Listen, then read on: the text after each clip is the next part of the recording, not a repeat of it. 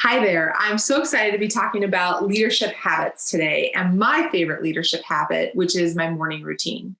So, what I'm going to do is I'm going to share with you my morning routine, but more importantly, I'm going to give you some tips on how to build yours.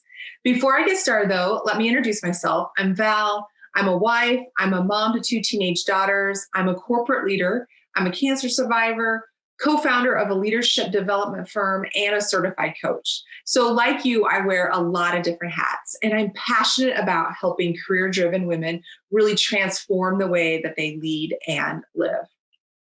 All right, so let's get started. I can't remember exactly when I started changing up my mornings from where they were, which is basically my alarm would go off and I would hit snooze, 1, 2, 3, maybe for even up to an hour. Then I would get up, I'd be running late, I'd get dressed and run out the door and they'd get to work. I know it's been probably at least 10 years. And over that time, my morning routine has certainly evolved and changed over that time. And it's really something that has served me over the course of the last decade and something I'm excited to talk about this morning. I love to read about other people's mornings routines to see if there's anything that I can learn or maybe how I can change mine up. So what I thought I would do first is I'm going to share with you my routine. And then again, I'm going to give you some tips on how you can build yours. So when I start my routine, I actually start it the night before. And that means I set out a glass of water and I make sure the coffee pot is programmed. Now, lucky for me, my husband usually is the one that does the coffee. So that's not something that I have to worry about. And then I set my alarm on my phone and I put it on the other side of the room. The putting it on the other side of the room has, helped me create the habit of not hitting snooze. Hitting snooze is a habit. So if you can learn to hit snooze, you can also learn a different habit, which is not hitting snooze. And I set my alarm every night and I like to give myself at least 7 hours of sleep. So I'm flexible on when it is that I wake up. Maybe I will have the next morning only 15 minutes for my morning routine based on what I have going on the day, or maybe I'm going to have an hour. Again, I allow for that flexibility, putting sleep as a priority. And then once I wake up in the morning, the first thing is I down that big glass of water, help hydrate myself, and then I get to have my coffee, which is the favorite part of my morning. And then I sit in the same spot every day with my same quilt and my journal, and I start to write. I usually do three things when I write in the morning. First up is I like to do my 5 things I'm grateful for the day before.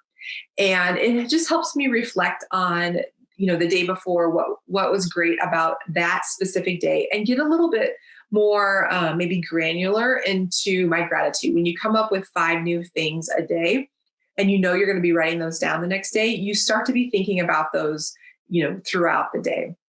The second thing I like to do is write down my goals.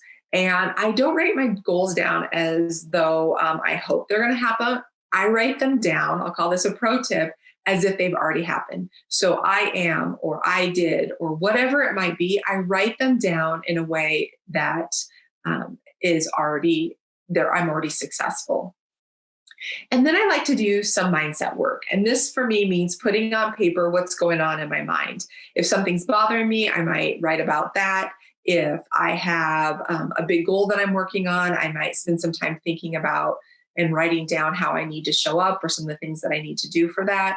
Or, maybe I want to just ensure that I show up in an intentional way that day. And so I just spend some time writing on that. And again, it varies and can evolve from day to day. Once I've done that journal work, I like to take a look at my calendar. In my calendar, I'm always looking at what are my goals for the month? What are my goals for the week? And then I pull that and say, what is it that I'm going to do and I've committed to do today? So I do my calendar work. And then if I have time, I'll do some reading. Or maybe I'll be listening to a podcast or, maybe watching a video. It's time for me to really, I'll say, consume and take in some great content that really kind of sets me up in a positive way for the day. And that's it.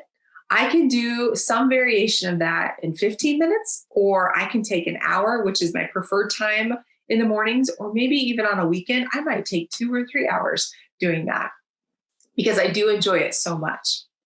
So my point here is having a morning routine doesn't change based on how long I spend. It really ebbs and flows based on my day, and I allow for that.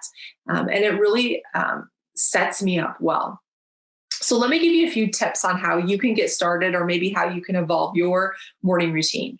First up, plan the night before. Figure out what it is that you need to do to set yourself up for success. The second thing I would do is set aside a place in your home where you're going to spend that time in your morning routine. You don't need a full room or anything fancy, but just that place that you're going to go to. Again, that kind of routine. You're building little routines into your routine. And then what you want to do is decide what you want to do. A lot of people start their day off with exercise, and for them, that's the best way to start off their morning routine.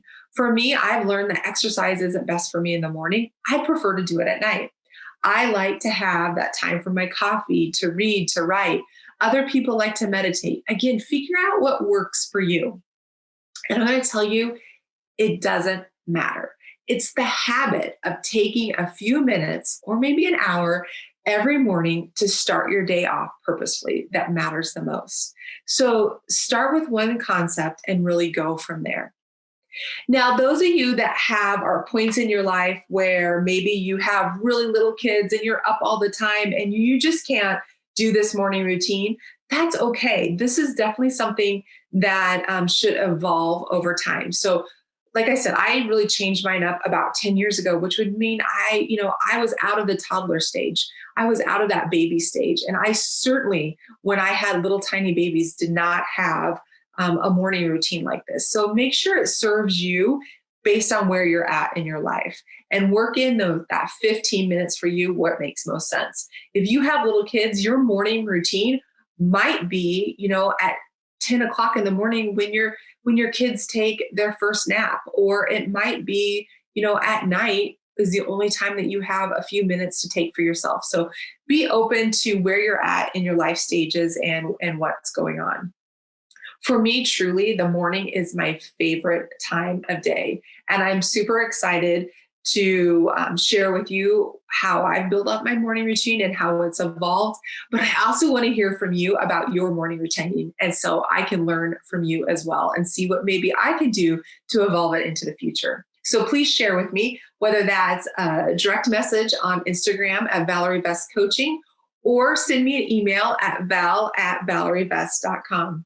Love to hear from you. And until next week, I hope you are well and you live big. Take care.